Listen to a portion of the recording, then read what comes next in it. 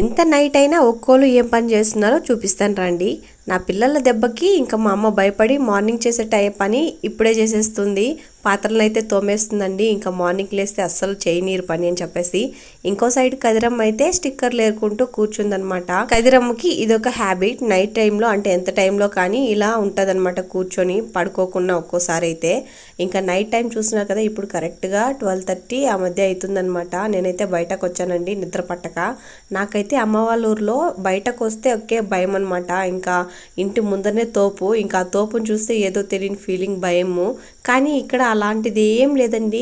Negative మాత్రం నాకు ఏం అనిపించదు అనమాట. ఎంత నైట్ అయినా సరే బయటకు వెళ్ళాలనిపిస్తుంది. వెళ్తే మాత్రం నిజంగా వ్యూ అయితే భలే ఉంటదండి, సైలెంట్ గా. ఇంకోటి ఏంటంటే మా ఊర్లో కంపెనీకి వెళ్ళే వాళ్ళు నైట్ టైమే వెళ్తూ ఉంటారు, వస్తూ ఉంటారు.